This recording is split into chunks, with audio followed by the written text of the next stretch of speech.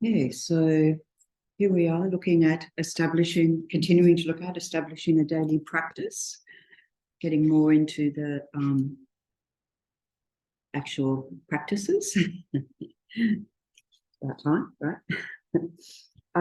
So today, the theme is looking at enlightenment, as we just made that motivation to attain enlightenment, and we've been going through different factors to enable that to occur. And today, factors of energy and joy. As soon as I hear joy, I think, why not? You know, joy. We're sold on that one. We don't have to be convinced of it, right? So yesterday we had a very joyful day, and thank you, those of you here making big contributions to the joyful occasion, coming together of the Bhutanese community, some of the Bhutanese community, and ourselves offering Guru Rinpoche statue that we had recently consecrated, and then in the afternoon, Shakyamuni Buddha Puja. And so it just seemed like a feast of offerings. They had a feast of food in the middle of it, but I have to say, was also very joyful. Why not? So when we look in the Guru Puja, and it goes through different verses on the 6 perfections. So this factor of joyous enthusiasm is a part of, it's one of those perfections, the perfection of generosity, perfection of ethical discipline, perfection of patience, and then joyous effort. And to my mind, it's sort of like we need to re-inspire ourselves the more we go on. You know, after a little while, the honeymoon phase fades, you know, we've all experienced that in many different forms. And then it's like a matter of keep going and keeping our faith and conviction. Some of the ways that, for myself, I get inspired is by engaging in teachings, of course. I have a few different teachers that I follow the teachings of regularly. But also, like here, we have our sort of Dharma group right here, getting familiar with each other and, you know, building our Dharma community, and that becomes a sort of source of also of joy and enthusing each other and delighting in the progress we're making. So in the Guru Puja, it says, I seek your blessings to complete the perfection of joyous effort, to strive with compassion for supreme enlightenment and not be discouraged. So as we go on, not being discouraged, drawing on all our supports to keep going. Like anything in life, if we let it wane, it very quickly wanes more and more and more and more until it's non-existent. You know, experience that, I'm sure we all have. So just to re-enthuse. So this is enthusiasm or perseverance, as His Holiness the Dalai Lama says, never give up, never give up, never give up. So this is applying effort, energy in our practice. So we have to apply energy to even, like, you had to apply energy to get here today. Like, we have to just, you know, overcome quite a few lazinesses of the mind that procrastinates or puts things off or something, or says, oh, I can't meditate, I can't learn, I don't understand this, I never will, blah, blah, blah, blah, blah, blah, blah. So that we counteract that. And so we have these 4 different ways that are presented. Stopping unskillful qualities that have not yet arisen. So it could be that like you never smoked before, but suddenly you're hanging out with people who are smoking and they just say, oh, I just have one cigarette, whatever. I'm only talking about cigarettes here, right? Or whatever, e-cigarettes or what are those other things? Vaping, and, yeah, or whatever. It's vaping and e-cigarettes. I don't know. Yeah. And yes, they are. They're just toxic, I know that. Yeah. So at least there's campaigns about that. So it's sort of like engaging in detrimental activities or detrimental states of mind that you didn't previously engage with. So to stop that, so to stop them, you know, if it's like I've gone on in my life this far so far without them, I can continue on without them. Thank you very much. To abandon unskillful qualities that have arisen. So this is a lot of our practice, that we learn more about the afflicted states of mind, our delusions and so forth. And we learn to identify them and nip them in the bud. So they're already there. We're already very well attuned to anger. I don't have to make anger happen. I have to put effort into not making it happen, but I don't have to put any effort into making it happen because I'm so used to it. I mean, that sort of example. Of course, as you go on, you think, well, I'm less reactive, I'm less angry than I was. When I am angry, at least it doesn't come out the mouth, doesn't come out in the actions, etc., etc. So we, you know, look at our progress in that. And you know, I was thinking this morning about a Dharma student who passed away a few years ago about this time of year. And he was just total Dharma student and wanted to ordain. He was young. And he'd been from 15 years old, just devoted to the Dharma. And anyway, so in his house, he got a housemate who was always down the pub and convinced him to go down the pub. And he was so unhappy going down the pub, you know, because he's like, I don't drink, you know. Anyway, so that thing about we can be, you know, when we take refuge, it says, don't be in bad company. Now, bad company means anyone that's going to try and persuade you away from, say, your Dharma practice or your good, healthy ways of living. I remember when my mother was ill one time and all the family gathered together, and I had brought, you know, my siblings had brought a lot of, let's say there was a lot of cake in the fridge. A lot of sweet stuff, comfort food, and I brought my healthy snacks. And my sister goes, "Oh, healthy, yuck!" And I'm like, "There's something wrong with this sentence." No, healthy should be good.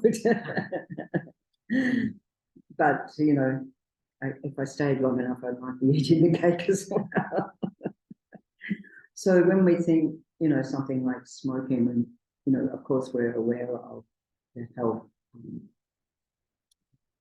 Or you know, impact for ourselves, but also it's said in the Dharma practices that the spirits that live in trees, you know, now we have to smoke outside and whatever, and it actually disturbs them, and then they can disturb our minds. So I lived in a house with somebody who was an on-off smoker, and I felt like I could see the change in her mental state. Which came first, I don't know. If it was like the state was ratty and so she smoked, or it was as a result of that, but it just, I could see, yeah, this really is detrimental to the mind, you know, let alone what it does to the body. So we think about that, of course, as I mentioned, in terms of anger, jealousy, and anything else to guard our minds. And we have many reminders in our practices to guard our minds. And then to generate skillful qualities that have not yet arisen. So this is our Dharma practice, whether we're practicing mantras or prayers. I always think, well, the best way to counteract the negative state of mind or stop it arising is just keep doing mantras. And, you know, they can't come at the same time. But also when we think about our speech being, the level of speech being harmonious, being inclusive, which is opposite to all the having divisive speech and having abusive speech and so forth. So we counteract that with positive states, being truthful and meaningful in speech. Like Venerable Roger would say, is that speech beneficial Is it necessary? Is it kind? So we're looking for those qualities in our speech. So I wanted to bring our attention to that by way of a morning practice that Lama Zopa Rinpoche put together and advised as daily practice. So we have a version of that in this book. Rinpoche has developed it further into a method to transforming a suffering life into happiness. ... up to enlightenment. I can't remember the ... bit. But Rinpoche is known for very long titles. But here we have, it comes under daily practice or daily activities, page 15, morning activities. So I've just thought to introduce these morning activities. So yesterday, those were here in the afternoon when we did the puja, and often we do when we do pujas, we have all these mantras to multiply the impact. Already yesterday was a big Buddha day, Buddha's descent from Tushita heaven, continuing to turn the wheel of Dharma in this world. And we say that all the merit of that day is increased 100 million times. Now, it also works on the negative side as well. We've been very careful, particularly on those days. So on top of that, we have all these mantras that increase the power of our practice. And so here, this first mantra, increasing effect, increases the merit of the day 100,000 times. Don't ask me how it all works, but go for that. I always think, so if I just do this mantra and do one prostration, is that 100,000 prostrations? I'm not sure. I don't think we can treat it like that. So we have this mantra for increasing the effect, so that we might recite that before, say we're reading Dharma text or reciting the Heart Sutra or any sutras, so forth, and read this, then it increases the effect of that 100,000 times. Yeah. So that one, Om Sambhara, Sambhara, Vimana Sara Maha Java Hum, Om Smara Smara, Vimana Skara Maha Java Hum. Om Sambhara, Sambhara, Vimana Sara Maha Java Hum. Om Smara Smara, Vimana Skara Maha Java Hum. So we do that 7 times. And as it's written, as it's transliterated, Lama Zopa Rinpoche has worked on the transliteration more and more in the English, so that it gets more and more precise in terms of the Sanskrit sounds. So in some of our practices, where it says Om Smara Smara, the S is left out. But actually, if you ask a Sanskrit person, they'll say it's pronounced Smara Smara. So you sometimes hear people in some of the mantras, like the mantra of Maitreya, saying Mara Mara, something rather different. Mara Mara, they're the disturbing elements.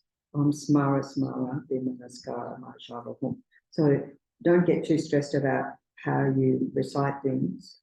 We do our best. And I always think, well, just look at the Tibetans. So, you know, if you come from Hasa, you have a Hasa accent. If you come from Kham, you have a Kham accent. If you come from Amdo, the Dalai Lama comes from Amdo, and even he says he can't understand Amdo anymore because he hasn't lived there for a long time. Okay, so that's one, a general one. And then we have blessing of the mala, so that any then mantras that we recite. So in the Nyurnai text, it talks about a properly assembled mala. That doesn't mean how it's made, right? It doesn't mean the construction of the mala. To properly assemble, we go around in our hands so that you have a nice.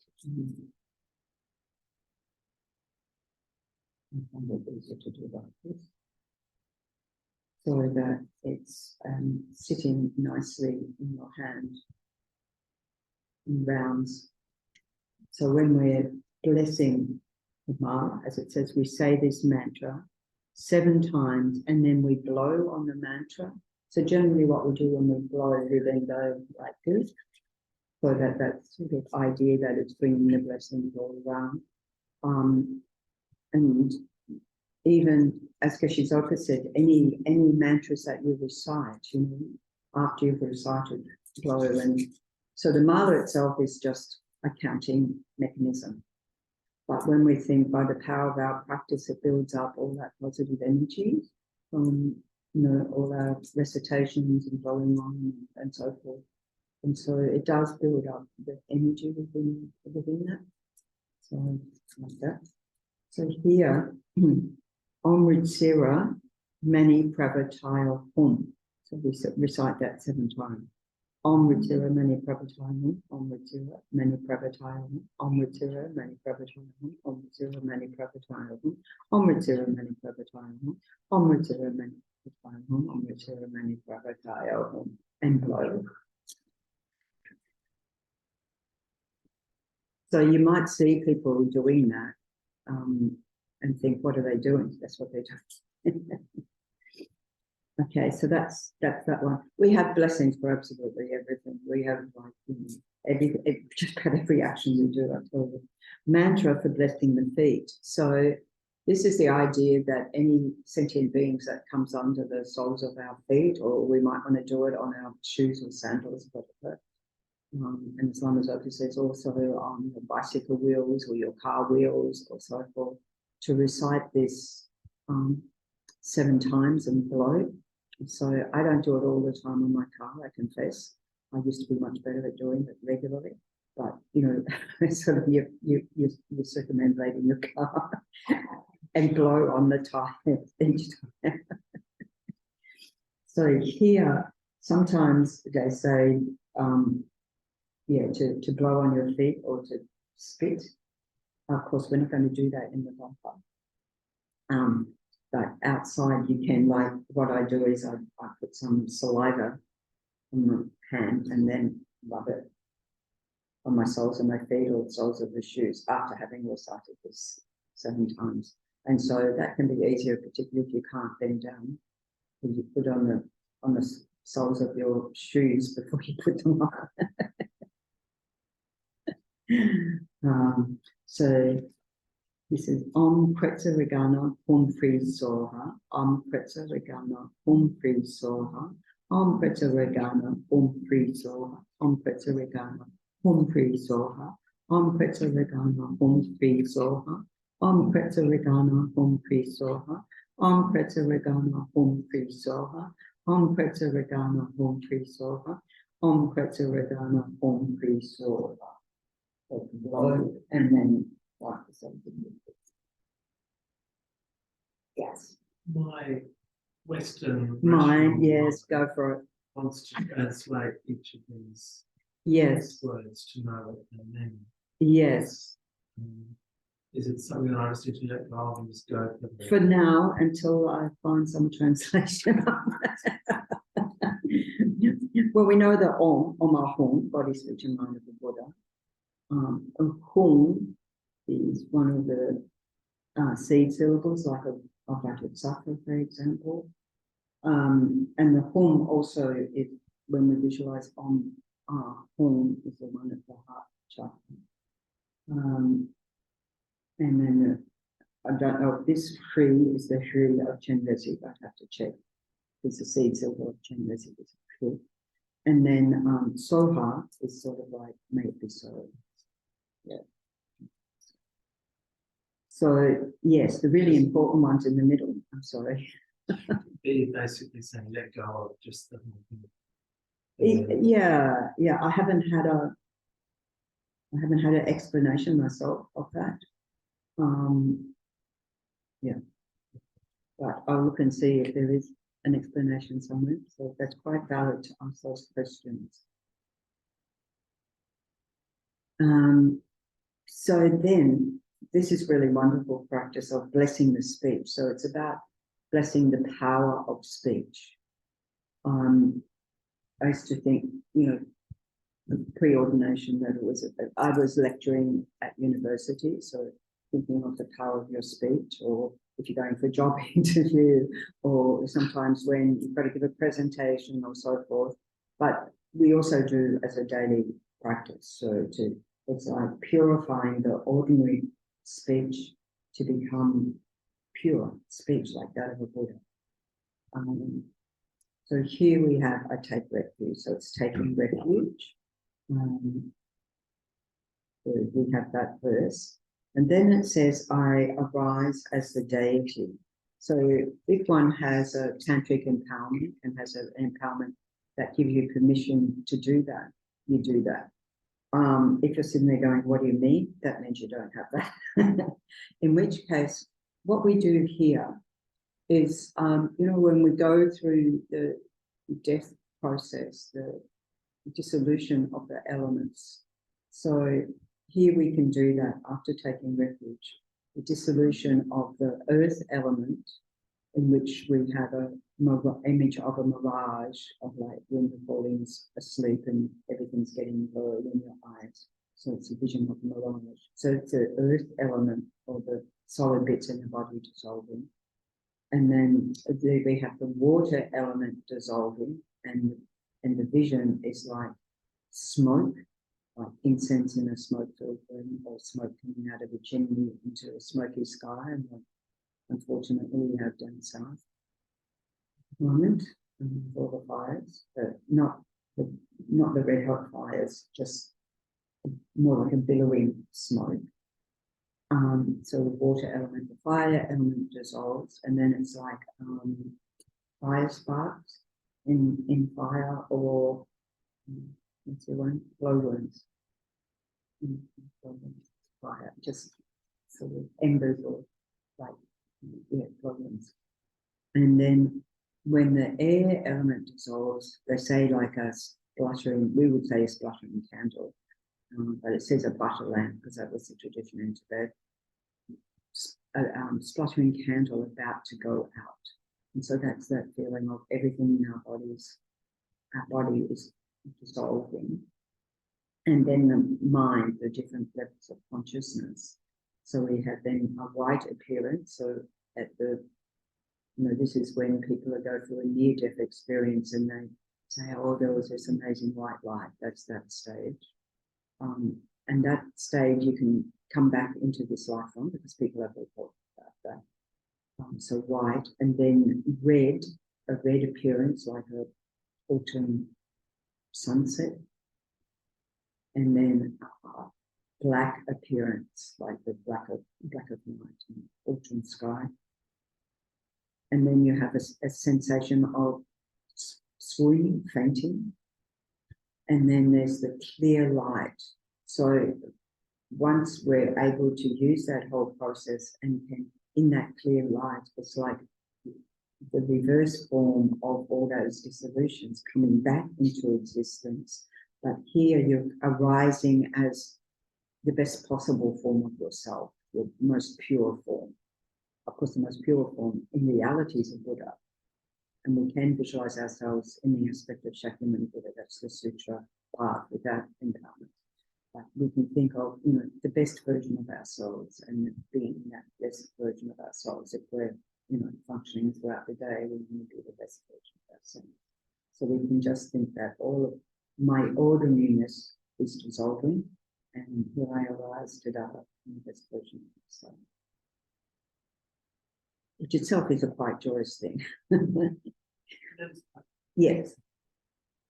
Is it either arises the best version of itself, or arises, would you say? Or you can be. If you think what actually the best version of ourselves perfectly is our Buddha nature realized, which would be the form of Shakyamuni. Yeah. But if that feels like you can't relate to, walking around throughout the day is Shakyamuni. Whereas you can think of the best version of yourself and being that, then whatever's most meaningful. And then it says, on top of my tongue, the syllable R transforms into a moon disk, a moon cushion. On top of that appears a white Om, surrounded by the white Ali vowels circling clockwise. So down at the bottom of the page is the, there it's written in Tibetan, if we can visualize that. But these are the vowels. Om, a, I, u, ri, li, e, u, o, a, so, ma. And so what we visualize there is that light rays come out from, as we recite those 3 times, and white nectar flows down from the mantra, filling your whole body, completely purifying any negative karma accumulated with the body. So, and the Ali vowel, the vowels, which are called Ali, are circling clockwise on your tongue. And then you have up the top of the next page, Kali, which is the consonants. When you're learning Tibetan, this is about as far as I get learning the consonants. Really very slow learner. Om, taka gagana, cha-cha jajana, tata dajana, tata dadana, papa babana, yawa lava, sha-sha, saha, sha, soha.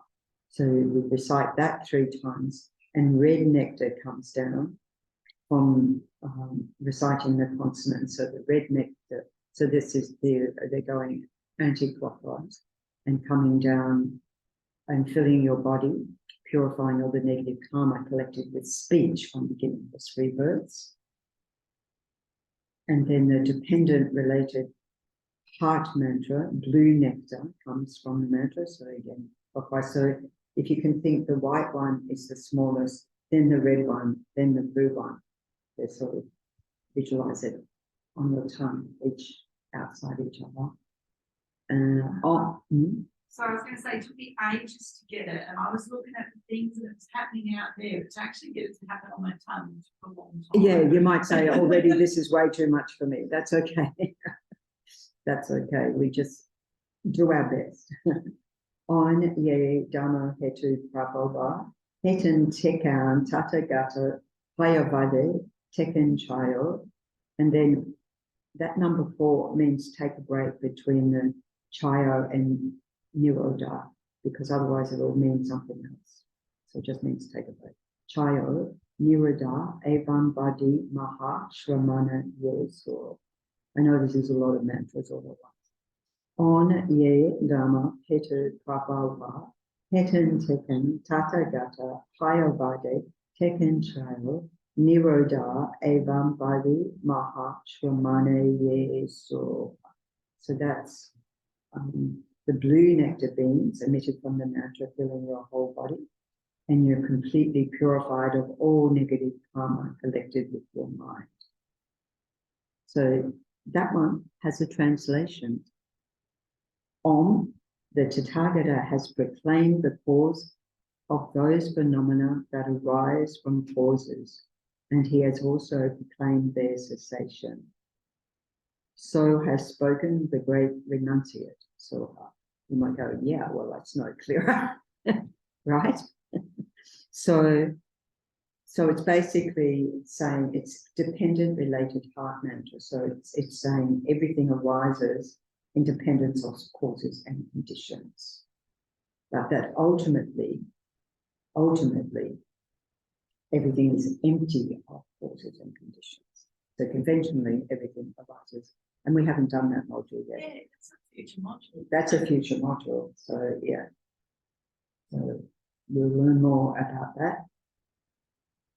So we do those visualizations, and then it says the dependent heart-related mantra, the blue one, so that dissolves up into the consonants, the red one, into the vowels, the white one, into the Om, into the moon disk. So they all dissolve, and the moon disk transforms into an Ah, which transforms into pink-coloured nectar and dissolves into your tongue. So it becomes of Vajra nature. This is where you feel that your tongue has been empowered, the power of speech. Okay, and it says the tongue becomes of indestructible Vajra nature. So the Vajra represents exactly that, indestructibility. Nothing can harm, take away, or destroy the power of mantra. So the power of mantra, power of any of your prayers, such as black food. So the black foods are the ones that when we take precepts that we abstain from, which is meat, eggs, radish, onion, garlic.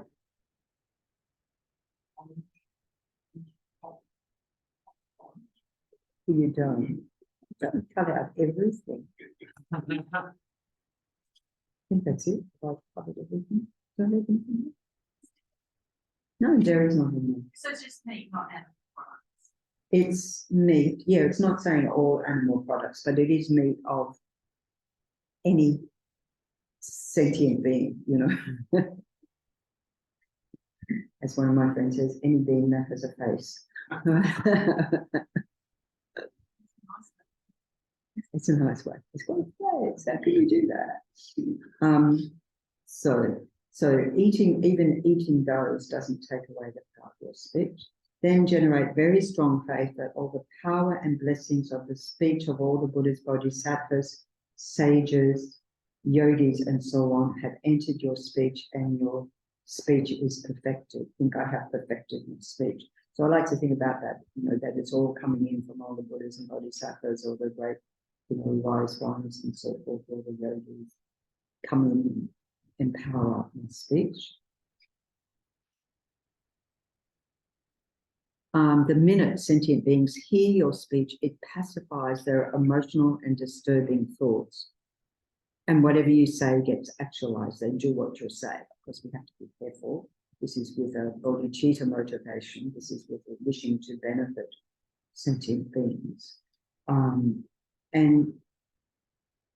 in this way, we can think that as we go along, we can become more skillful in how to help others pacify disturbing emotions, disturbing thoughts. Sometimes it's merely by zipping your lip and just listening.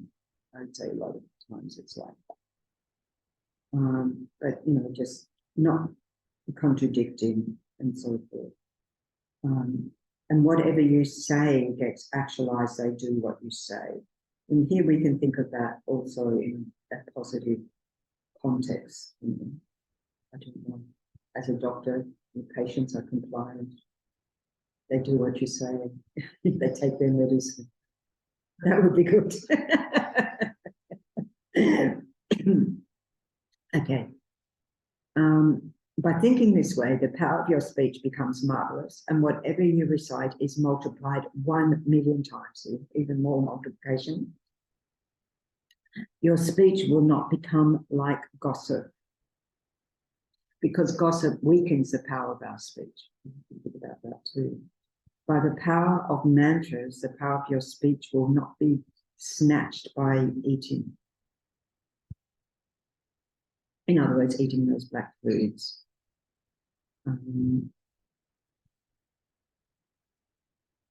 So some lamas have explained this practice as follows. Visualize yourself as the deity. So we've talked about that can be Shakyamuni Buddha with the deity's syllable, such as Hum at your heart. And then around that, visualize the 3 mantras. However, I like to have it just as it says on the tongue, because then I feel like all the blessings are going into the tongue to empower my speech. So whatever feels meaningful to you. Okay, so different options.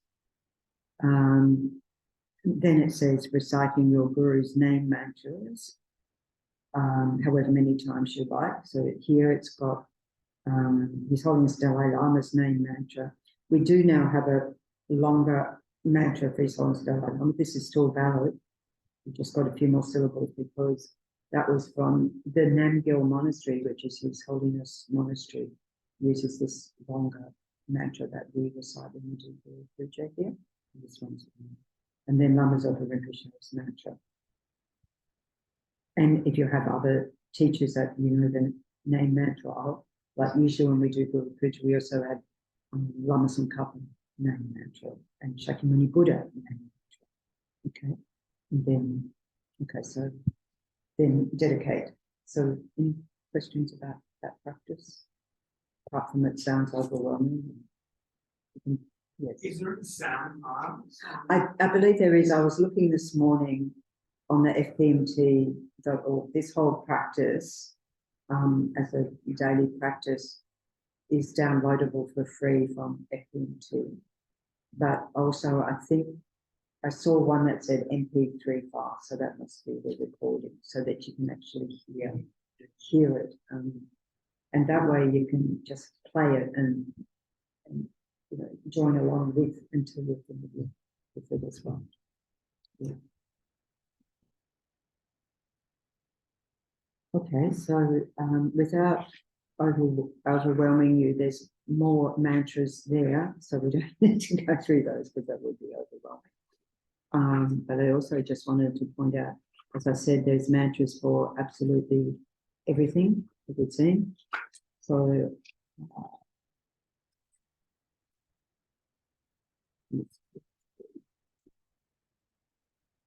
yeah, page 205.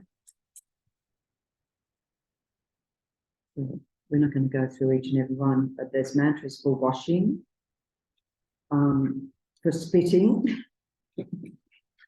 for throat mucus, for nasal mucus, so when we're blowing our nose, breaking wind, excreting, urinating, purifying, disrespecting holy objects. So say we inadvertently put a Dharma text on the ground and so forth. Mantra to offer food to the pretas. So normally we do this one on the Chishta Kandi Ashi Vaya Soha when we take precepts. So when we take precepts, we only have one meal and finish before midday. So this is a way we just take a little bit of the food. Usually we take a bit of rice or bread, something easy, and put it in our hand, recite this mantra and click our fingers. And that's like also a signal to ourselves. We're making that offering to the pretas, the $100. But also it's a signal to ourselves that, okay, that's it for the day, I'm not eating anymore. So usually as a practice, we only do that when we're taking precepts. You could take it and you could do it any time when you're finished eating for the day. Whatever time you finish eating for the day. It's quite nice to make that offering to pretas in mantras for blessing meat. So this is if we are going to be eating meat, and that, you know, as long as it says we have a karmic connection with that being. So if we think that we're consecrating the meat, making blessings of that, and by the way, we're then leading that being to or beings. So one is the medicine Buddha mantra. So there's a number of different mantras that can be recited there.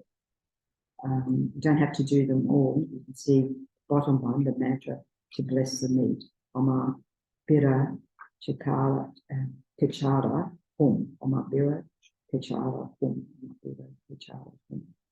So yeah. And I'm sure this is not the extent of an absolute everything of mantras, because some of you have all these new ones. So, but you can see some people, you know, might put the excreting and urinating ones near their toilet to remind them. They can do that then. For washing can also be when you're like cleaning the teeth and so forth. So you can have that next to the bathroom mirror. Yeah, it's amazing, isn't it? What we have got in mattress. Very practical for everyday life. See what we do throughout the day, all these sort of mundane things that we might even have embarrassment about, suddenly becomes an offering. And transform it. Oh, so that's that one. Any more questions about that? And I would just, yes. The offering to the pretas, Yeah. you take a bit, and then what do you do with that? You eat that? No, you don't eat it. So you, because the predators actually, they haven't got physical bodies, so we say take it for your aroma. So we say I've got a bit of rice there, and I do the mantra and the clicking, and then I just pop it back down in the plate. So the offering's being made. Yeah. But not eat, you're finished eating. And then it goes out. Yeah. Here they have a place and they give it out to the cows. Oh, they give it to the cows. Yeah, there's actually like at Chökyi meditation centre. Yeah. They've actually got, you know, like a bin, a recycling bin, and a for the cows bin, and that's what you do With the predator offering. Okay. So sometimes it says don't offer to four-footers. So you know, that's what they do there. fair enough. They're recycling. Is there a mantra for before you eat, like before you take food? We have the practice before you take food, which like before you take food and drink, and that's also that's the food offering prayer. Yeah. 7, thank you. So there are a few prayers. So on page 207, food offering prayers. So when we take refuge, we say that we're going to offer the first of whatever we eat or drink, or make that offering first to the Buddhas, the Gurus, and so forth. We can think of offering to all the sentient beings of all 6 realms, and then offering to the Buddha's Bodhisattvas. Not that they need it, but it's a thing on lessening our attachment. I think about this morning, but at least for those few moments that when you're making the offering, that you're actually making the offering, and it delays your attachment to the food and drink for that amount of time. Anyway, so, but we also, like it says here, visualize the food as blissful wisdom nectar inside a vast jewel vessel, and offer this to a small Buddha visualized at your heart chakra. So we can go more extensive than that. Like the small Buddha, we can think of our own Buddha nature, and when it says Oma Hum, that is purifying, transforming, and increasing into an ocean of nectar. That's what the Oma Hum does. The Hum, we are the Hum. And so the minimum is to recite Oma Hum, Oma Hum, Oma Hum. And so that can be quite enough. And then as you eat or drink, imagine Guru Shakyamuni Buddha at your heart, who embodies the triple gem, Buddha Dhamma Sangha. Experience bliss from the nectar you have offered. He radiates light which fills your entire body. So I like to think the whole nectar going out through the whole body. So every mouthful is more and more bliss. See, this is the practice of joy, of bliss. So it's value added to what's already gorgeous, wonderful food offerings and drink offerings. And we just like value added by doing this. So the simplest one is Om Om Om Om. But then we generally, like when we're offering drinks in puja here or as a practice, we say this verse. So when we do this in Tibetan, we do the Om Om Om Om Om first, which is not Tibetan, that's the Sanskrit, of actually purifying, transforming, and increasing to an ocean of nectar. And then we say, Lama Sani Lama Chudeshi Lama Geji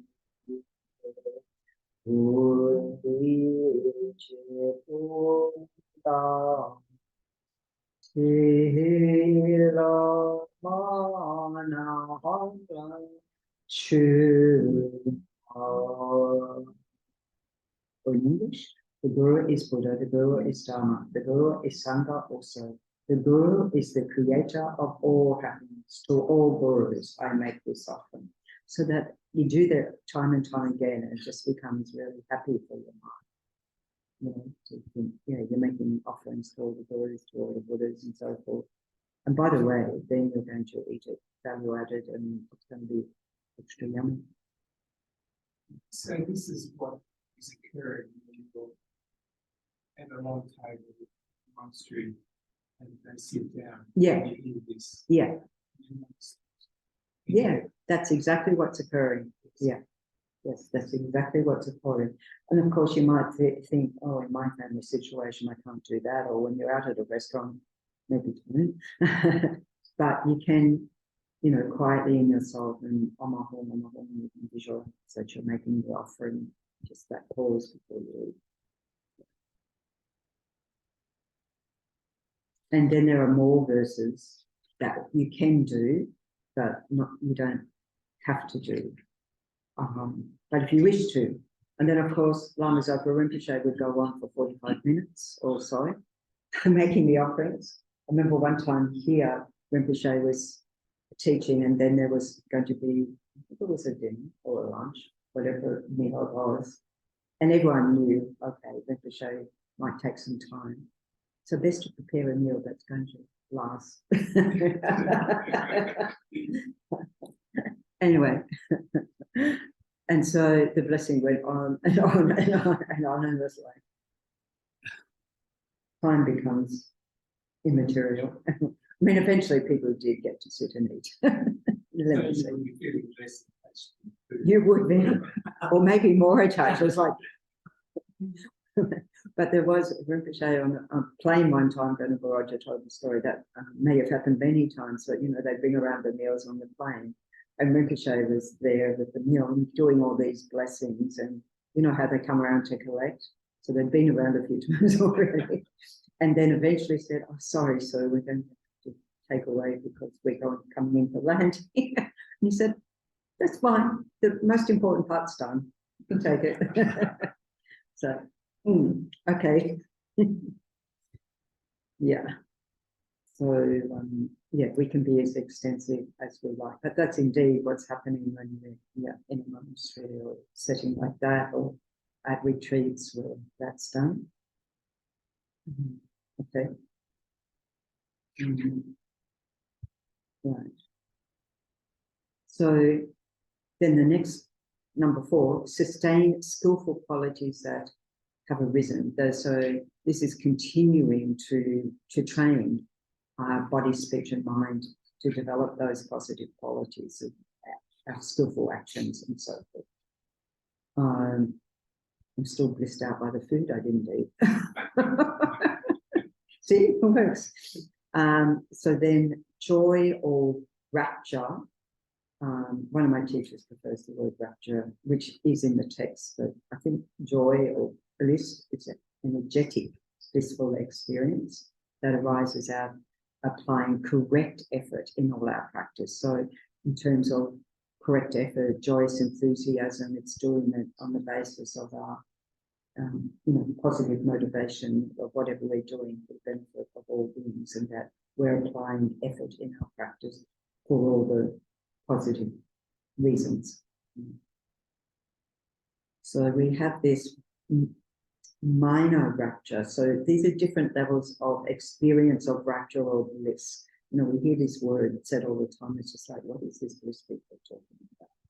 So minor rapture generally refers to appear in our progressive development of meditation.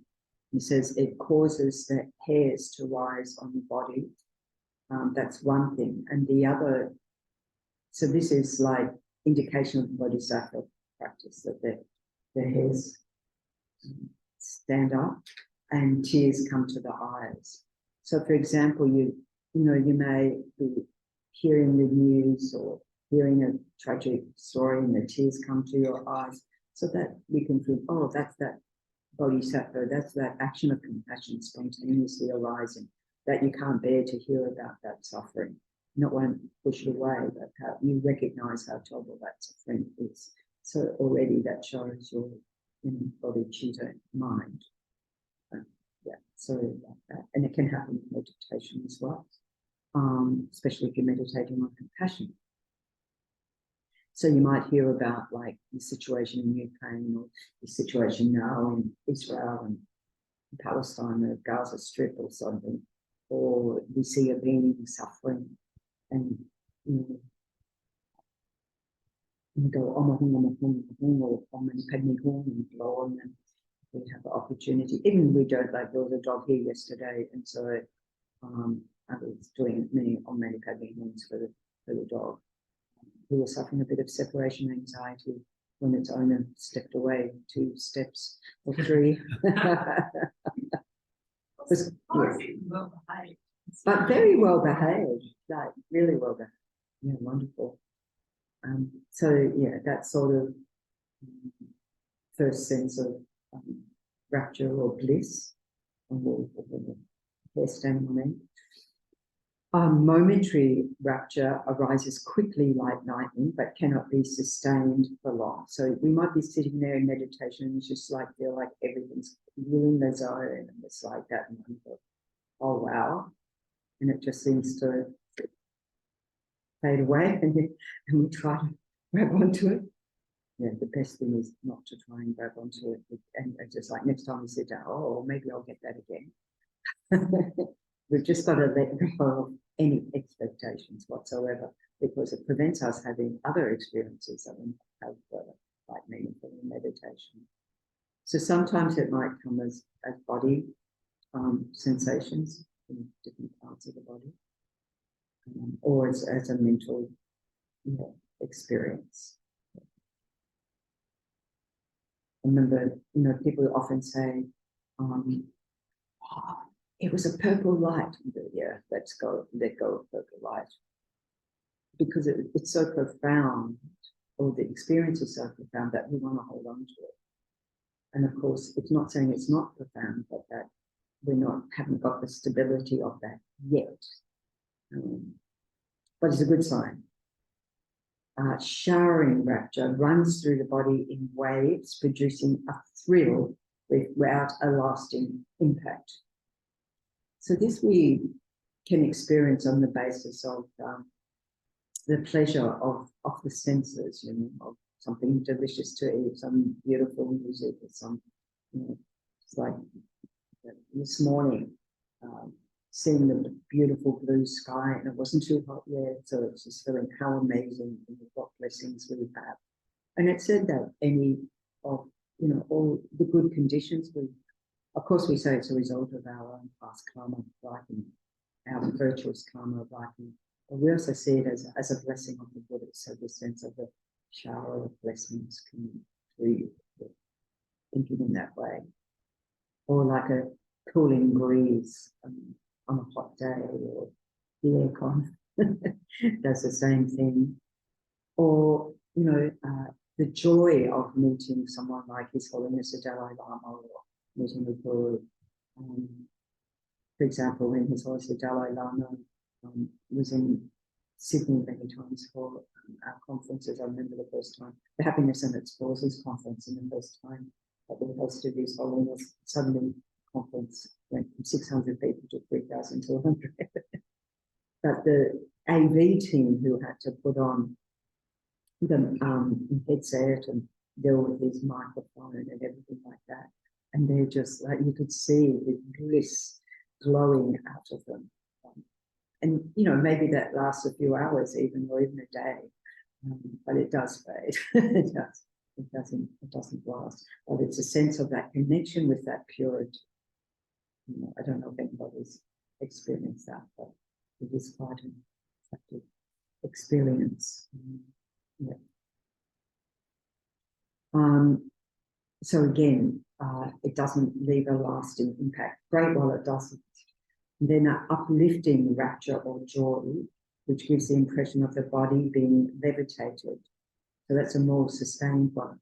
When I started out in meditation, it was with Transcendental Meditation, TM, and they had this whole, I never got to whatever level that was of flying, but this experience I have had of, it's almost like the body's disappeared, or it's like the tension in the body's disappeared.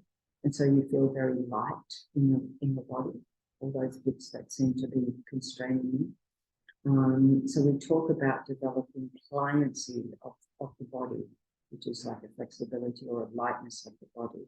So this is really becoming, more sustained, particularly if we can sustain it beyond a meditation session. But again, at the beginning, it's only going to be short-lived, but over time, it will be more and more. And I was thinking that the more that we engage in positivity or virtue in our practice and so forth, the more we have this experience of lightness of the mind as well. You know, like when we've been, I don't know if anybody experienced that yesterday, by having engaged in all this practice and then you feel joyful and you haven't made the joy happen, it just comes as a result. And then if we, yeah, and then it will fade away. Same thing when you do a retreat, and from a retreat, usually that's sustained further. And you know, if you've done retreats and people said, "Oh, you look relaxed," or "You're glowing," or something like that, that's that sense of being able to be seen from the outside as well. And then the big one, all pervading rapture suffuses the whole body, so it becomes. It's an interesting analogy. I had to think about this. Becomes like a mountain cavern inundated with a mighty flood of water. So your experience is like in some mountain cave inundated with a flood of water. It doesn't mean you're drowning, because that destroys the whole experience. But that sense of fluidity, a sense of pliancy, and it's cool, it's refreshing. That's the idea. So it's not a overheated excitement type thing. It's just very, very cool, very refreshing. Yeah. Okay, so as we go on in our practice and we capture some moments of, just note if it's a fleeting moment of bliss. Sometimes it comes when, as we say, the penny drops, that things fall into place in your life. And it's sort of like a moment of bliss, yeah. So we just think, oh wow, just take great delight in that. It will fade, but delight in it while it lasts. But perhaps as we go along, and perhaps that's what keeps us going, is we experience more and more of that sort of positive energy as we engage in practice, and then it becomes more attractive and we want more of that. Thank you very much. Okay. So heartfelt practices, the practices that engage the qualities of faith, confidence, love, compassion, generosity, and so forth. Any practices that we do that cultivate our positive qualities. And so we have many meditations that in relation to generating a mind of love, generating a mind of compassion, generating a mind of generosity, which is the wish to give, even we can't give something that we wish to give.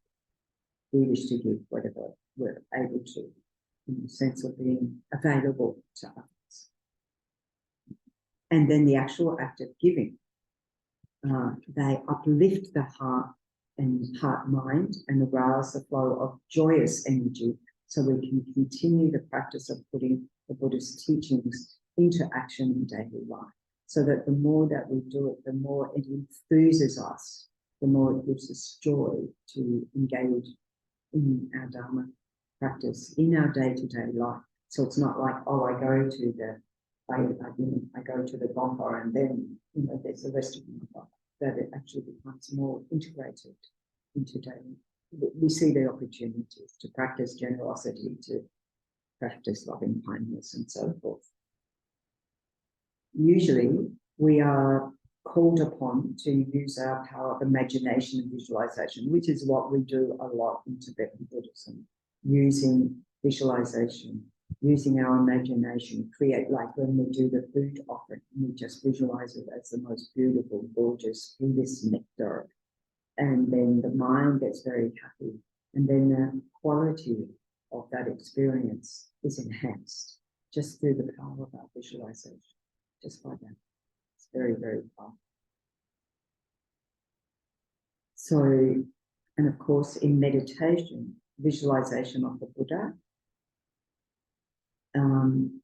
when we're developing single-pointed concentration, calm abiding meditation, or whether we're doing analytical meditation on all the representations of all the, what the Buddha represents.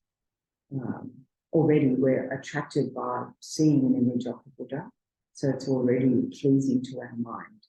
And even beyond people who are Buddhists, it's pleasing to others' minds. So there's certainly the power from the object side, but the rest is from our side as well, how we engage.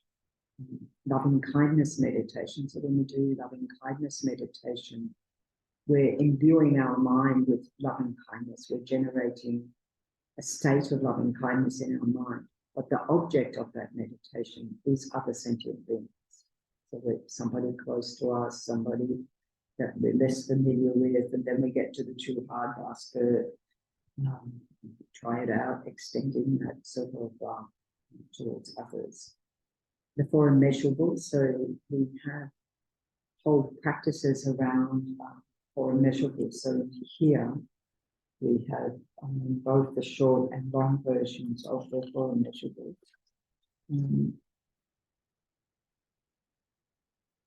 So page 111 has the extensive one.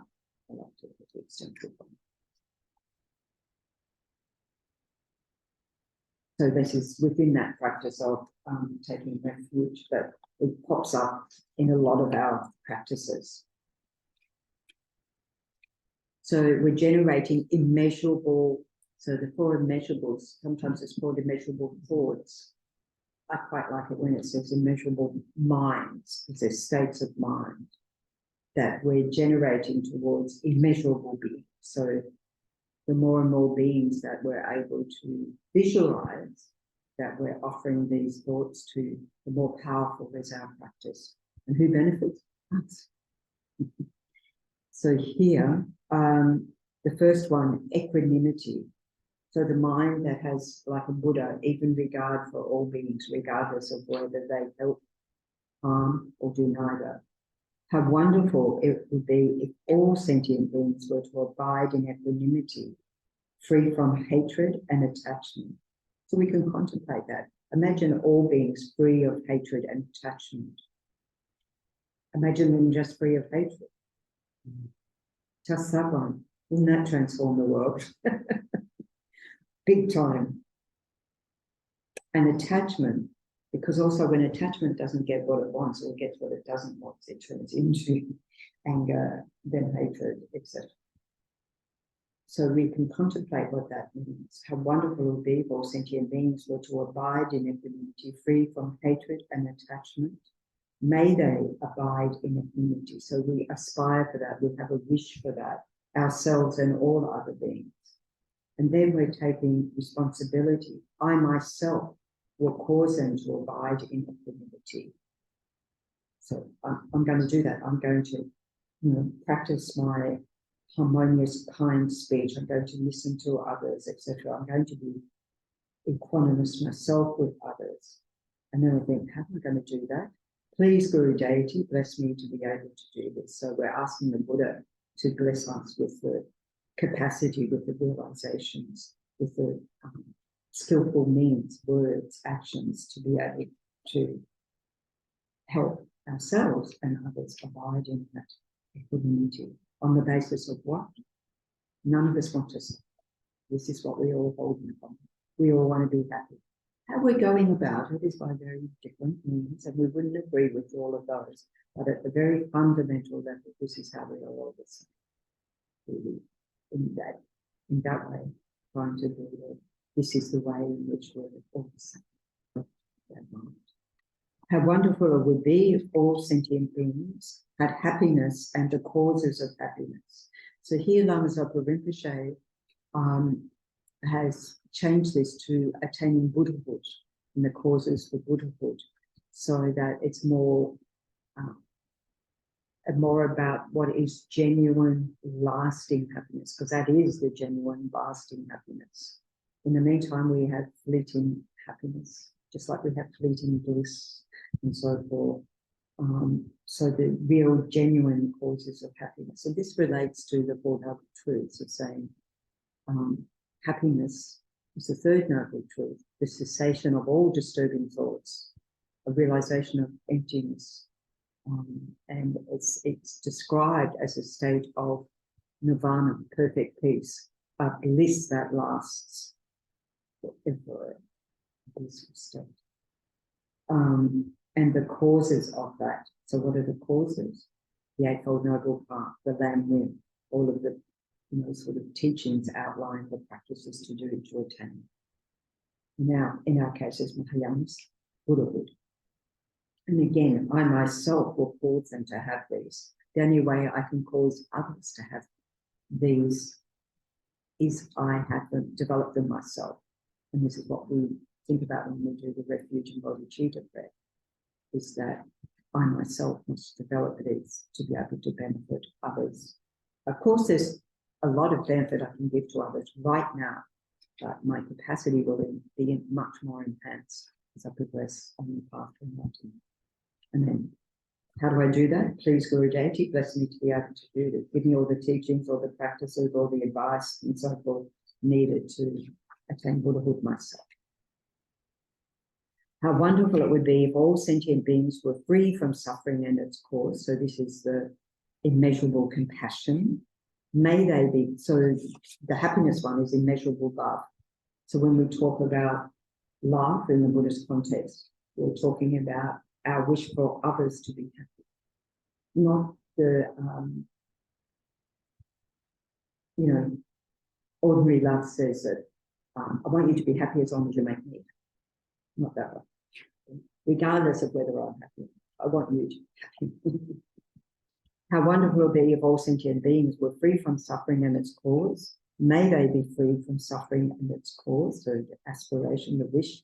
I myself will cause them to be free from suffering and its cause, or causes, karma and delusions. So these are the first and second noble truths. Please, Guru Deity, bless me to be able to do this. In other words, bless me to develop that mind of compassion, caring concern for others, not just those who are close to me. Good that I have that, but even those who I have difficulty with, so that we gradually enhance our capacity for compassion, and not just when there's a crisis arising, but on an ongoing basis.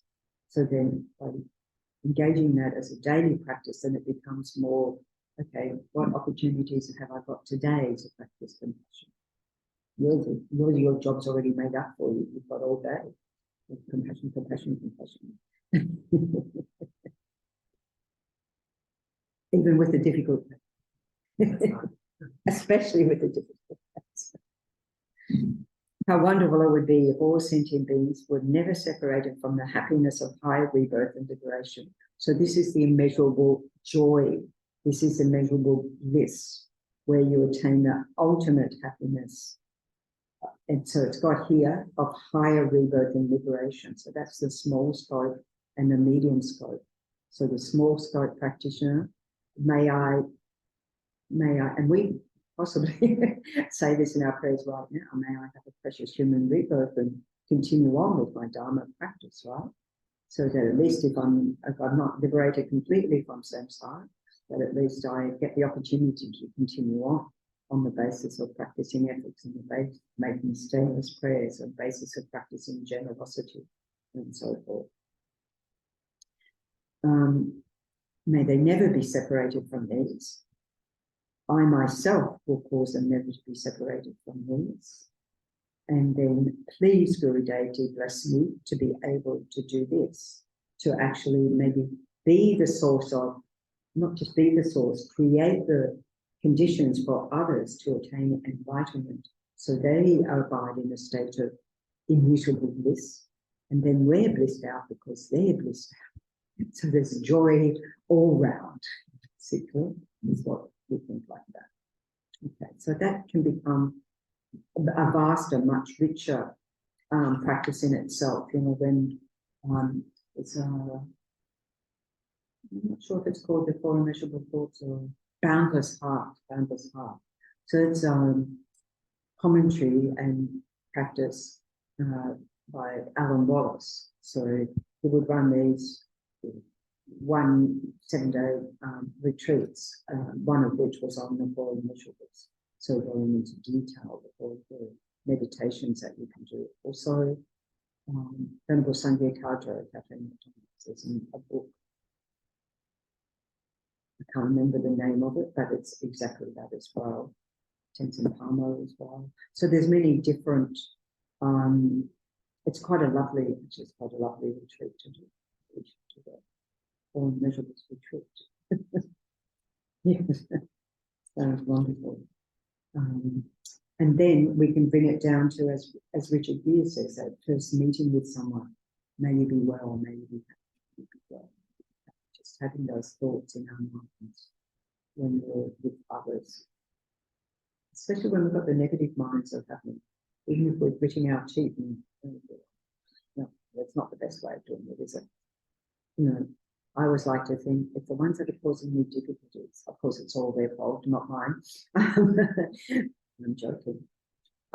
Ones I perceive causing me difficulties. So if they're happy, their mind's happy, so they won't cause problems. So it's win-win. So it's a good way to think.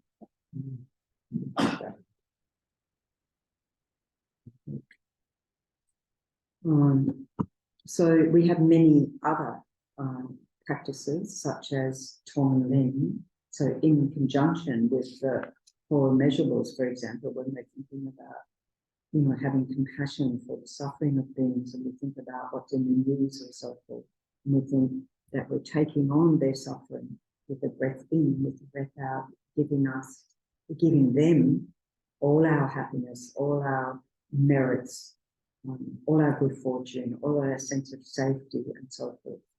So it's experience of taking and giving, which is compassion and loving kindness. So just thinking like that, it doesn't have to be a big elaborate practice, but just having that towards others and cultivating that sort of mind. So the challenge in this type of practice is how to make it come alive for us and not remain as dry words, or as Lama Zopa says, just lip service, just on the lips. And I think this is why I like to relate it to things that come up in the news, or maybe something happening with your family, with your friends. It's really relevant, rather than this global sense of may all beings be happy and free of suffering. I think about specific examples and make it meaningful for myself. Yeah. So when it's somebody maybe in your family who's struggling, a friend or whatever, it becomes much more meaningful. You really quite concerned for them. So whichever way we make it meaningful for ourselves, we go with that. And of course, the important practice, particularly in relation to cultivating more and more joy, is rejoicing. So often we tend to think about what we know not doing. Can't tell you the number of people come in and it's like, it's like when I was in the confessional as a kid, it's been so many years since I've been to this centre. And my response is, you're here, rejoice, delight, fantastic. Nobody's getting the whip out, except ourselves, right? Oh, I don't meditate anymore. Whatever you do, delight in that. And then your mind's uplifted in all these ways that we've been talking about. And that enthuses you in your practice. Hey, did it for 5 minutes. I did it for 1 minute. Hey, I didn't yell and scream at so-and-so when I usually would. Whatever it is, take great delight, rejoice in it. And then we add on, so we rejoice in, we also say we rejoice in all our past, present and future merits. So the present one is what's just happened, but the past ones, we don't know. We can only assume that we've created wonderful, amazing merits, because here we are. Not only are we here, we're here in a Mahayana tradition with the most profound teachings of Lama Zopa, the most profound understandings of the Buddha's teachings that you can get in the most refined views of emptiness and so forth, just incredible advice. So we've created the conditions for that. That didn't just happen because we just happened to hear about the center. I mean, that might have been a condition that came along, but it happened, and that's a result of, you know, we've worked hard in past lives, so to get to this point. So just take great delight in that. I like to think whatever I did, may I keep doing. I must have done something good, so I don't want to throw it. I want to keep it enhancing, you know, because people who are wealthy, you know, born wealthy, a wealthy circumstance, or achieve wealth, is basis of their generosity in past lives. But if they only use it for their own gain, then it's like you're frittering away all that merit, and, you know, creating the conditions for not having that in the future. So by being mean or greedy or whatever. So here we can think, yeah, fantastic, and I'm going to keep going. So that's for myself, but also we can rejoice in those around us. So they say the Buddhist teaching says that for those on, you know, the same level as us, whatever we decide that is, we get the same degree of their merits. If we're ahead of them, we get, I think this is the correct way, yeah, we're ahead of them on the path, like somebody who's not on the path, but we rejoice in what they're doing in the world. Then we get double their merits for whatever they've done. Just think of all those amazing people we admire in the world. And then for those who are ahead of us, we get half their merit. And then it says, if it's a Buddha, you get a tenth of the merit. Given a Buddha's merit is inconceivable, beyond limit, I mean, you get a tenth of inconceivable, which is go for the top. Just go for that past, present, future Buddhas. And then think about that of all Buddhas on every atom of space. So then your rejoicing becomes incredibly powerful. And so, as Lama Zopa says, this is the easiest practice for us to do. It's the easiest way to really uplift our minds, and that develops our conviction, our confidence that we can do it, counteracts that laziness that says, I can't. And we just sort of, that way, we enthuse ourselves to do more and more. So maybe you can tell me the ways in which you boost yourself in your Dharma practice, or being inspired by others. When running a restaurant, then a vegetarian restaurant, people come in and actually confess they weren't vegetarian. But we weren't there confirmed, we just confirmed. Yeah. One of the greatest compliments they've got was from a 75-year-old farmer came in with his wife and another couple. And he said to me, afternoon, and said, I didn't eat this meat. Yeah, and that was one of the greatest. Yes, didn't miss the meat. That I heard a lot of really wonderful things, but yeah, that was a one present. Wonderful. But I'm making a difference. Yes, wonderful. Sense, yes, you're making a difference. Wonderful. And I'll just say, by the way, you're continuing to do. We're delighting in that. Rejoicing. Rejoicing. No, these are good examples. Anybody else got some examples?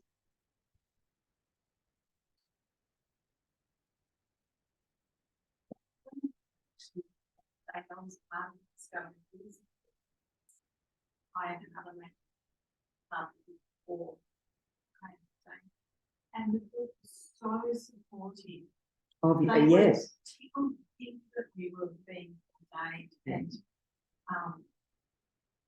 I hadn't thought about it in that way and being able to inspire others of this. So it's quite an eye-opening for me, and they continue to be supportive. You know, like till we here, and there's still two of my realization sisters are there, and one was from the Discovery Museum group. She's actually Someone's here. Yeah. Yes, but my the other lady, the other nun, she runs the Kind Kids Kids group at Chökyi Institute. She's trained originally as a primary school teacher, I find what she does also inspiring. She is very inspiring. Not only does she does the kind kids group, but she does quilling. There's a little curly paper. And she has challenges with her health, and when she's not feeling well, she does the quilling. When she's not feeling well, and I'm like, that would so frustrate me. I mean, it's too much attention to detail. Yeah, she does quilling and origami. And she makes these cards and offers them to the Chinese shop to sell. And if ever there was a special occasion, we would ask, like, on behalf for of someone's the community. birthday, like the director had his 70th birthday, and she made a bicycle as a sort of Mahayana vehicle. And it had tower wheels, and it had this and this. Oh, it was just amazing. Yeah, it's just very, very really very inspiring. I thought, that's what you do when you're not feeling well. Yeah. But having said that, like with the prison project, I was just thinking of a nun who's since passed away, but she made writing to prisoners her dharma practice because most of the time she was confined to bed. And she was really, very unwell. And so she right up until the week she died, kept writing letters, you know, amazing, incredible. So that we can rejoice in the inspiration of those people and think, wow, you know, like I said, if that's what people do, yeah. What do they do when they are? And I've got all, you know, I'm very healthy, thank you very much. It inspires me. Okay, well, maybe you can do a little bit more. And then it becomes a little bit addictive in a good way, you know, that you want to do more. Yeah. Just one example, when I was traveling just on my own, overseas, so many people really helped me. Yes. You know, just, you know, I was lost or just really needed to do something to this. And I guess that's always stuck with how helpful people were. Yeah. And just thinking that these people are contributing for a lot of other people. Yes. Yeah. I don't necessarily was thinking about that. It's like they actually made such a difference to me. Yes. It must be for a lot of other people as well. So, yeah, I find that incredibly inspiring. You know, having just been in Indonesia, and I find people in Asia have that incredible generosity of spirit, incredible, like they'll do anything for you to help you out, help each other out. I find it really, really, I'm not saying that people in Australia don't do that, but it always blows me away. Like you said, when you're traveling and people just help you so much. Does it not help you? No, just because you're a sentient being. Just because you're there, you know. Right. So then we can think when we're doing that, how much impact that's having on us as well, and not to diminish that impact of our actions of generosity and helpfulness and so forth to others. Yeah, you saw a lot yesterday. There was a lot yesterday, yeah. Yeah. Just the time that I was working with people that were homeless, one Yes. thing that would really blow me away is people that had been in a particular situation that they might have had in prison and like everything going on, addiction issues, everything, rough sleeping, everything. And then they finally claw their way out of that situation. They've got a roof over their basics. How generous those people are. Yeah.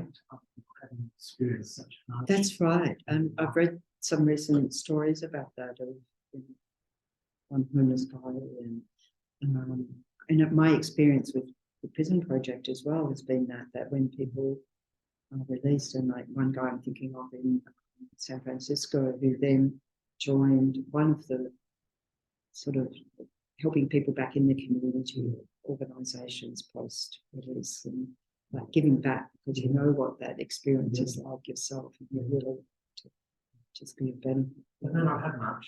No, they don't. give what- But there is people who don't have much who give.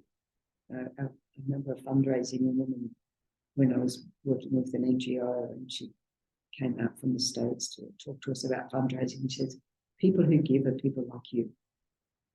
Mm. People who have know how to. That's what they do. They're very good at it. Right? And I thought, oh, I'd never thought about it that way. Yeah, so we can rejoice in all of that. And now we've all heard all these examples, and we can rejoice in those examples. So, so easy, right? Rejoicing. So practice it more and more. Okay. Yes, Can I ask please. this question? Yes, you can. Is the rejoicing, is it separate from joy, like or immeasurables? In the four measures, like, That's yeah, that joy is wanting all beings to achieve, basically to achieve enlightenment, a state where you're living in eternal happiness, but not, I mean, if that's lower nirvana, then that's a state of bliss and you just abide there, but you're wanting to attain Buddhahood, even better, to benefit all beings. So that's that genuine wish for their genuine happiness, which is immeasurable joy. Whereas we could say that rejoicing, in a way, takes that further. It's an action step of, you know, sort of seeing whatever we have right now, even we're not in that state of eternal joy, that we are rejoicing in everything that we do and that others do. And that it incredibly uplifts our mind. You know, it's great for people suffering depression and so forth. Mind you, in clinical depression, you might not have the capacity to be rejoicing in too much, but it does uplift our mind. And when our mind's uplifted, we are capable of so much more. So it's enabling us to get to that. Is it similar to gratefulness or No, gratitude? no, not so much. Well, I wouldn't. I think Rejoicing. you're rejoicing in the merits of others. I mean, I take gratitude for what I have, what I've received, and so forth. So I guess it might be on a continuum, but yeah. So for me, gratitude is that thankfulness, isn't it, for what we have.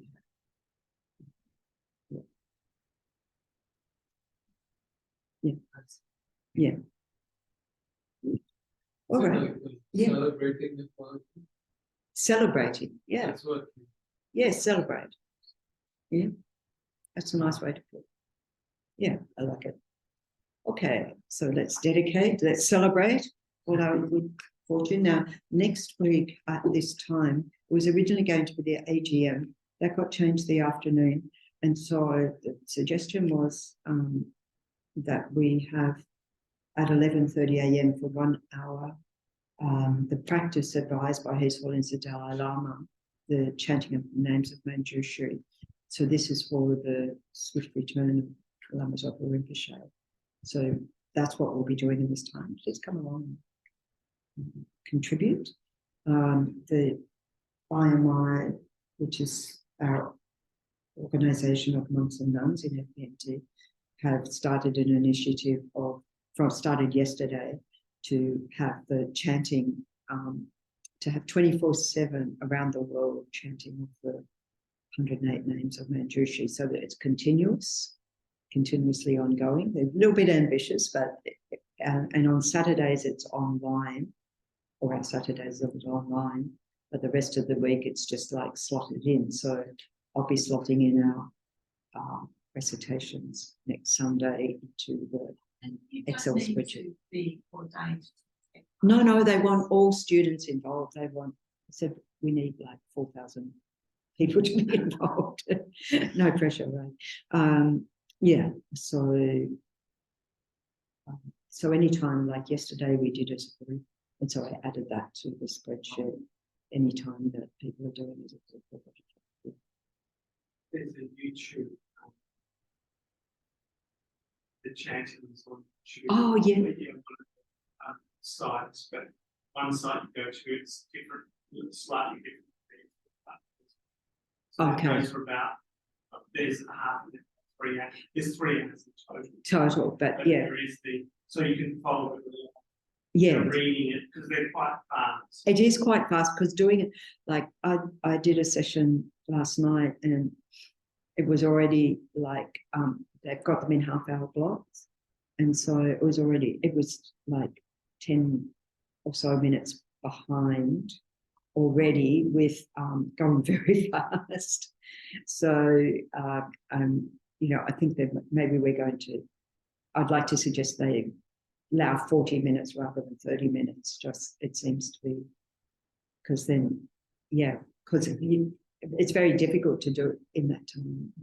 I mean, you can, but as you said, it's quite fast. You just get an essence of the paragraph. Yeah. Next one, like, I need to understand, you know, like, Yeah. I need to want to do this one to.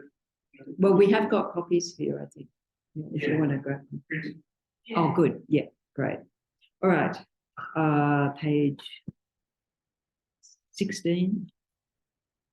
Third verse down. Through the merits of these virtuous actions, may I quickly attain the state of a Guru Buddha and lead all living beings without exception into that enlightened state. May the precious body mind, not yet born, arise and grow. May that born have no decline, but increase forevermore. And page 19. Pray for the long life of His Holiness the Dalai Lama. The wish-granting, wish-fulfilling jewel, source of every single benefit and happiness in this world, to the incomparably kind Tenzin Gyatso, I beseech, may all your holy wishes be spontaneously fulfilled. Page 23, long life prayer for Tenzin also. Lord of Dharma, who in accordance with the various dispositions of those to be subdued, makes clear in the light of your well-spoken advice the sacred Ganden tradition, essence of Buddhist teachings, O foremost and holy Lama, to you who are supreme, O Lama, please, please live long. And then the prayer for the swift return of Lama Zopa Rinpoche, the first one, page 5. Peerless teacher and assembly of the children of the victorious one, Shravakas and Pratyeka Buddhas, victorious Losang father and sons, along with the lineage masters, all the objects of refuge of infinite lands, please bestow the virtue and goodness of accomplishing this prayer here and now, holding and spreading the Muni's precious and complete teachings through explanation and practice. You wore the armor of patience that is never discouraged. Incomparable Venerable Guru, to you I make request. While striving single-pointedly for the sake of the victorious one's teachings, the sole gateway through which all benefit and happiness emerge, and for mother living beings, you suddenly departed to peace. What a great loss. Nevertheless, through the undeceiving truth of the blessings of the ocean of the three jewels and the great ways of bodhicitta of the children of the victorious ones, may the smile of a reincarnation swiftly beam in glory for fortunate disciples. Okay, thanks everybody very much. Rejoicing in all your merits. Yay.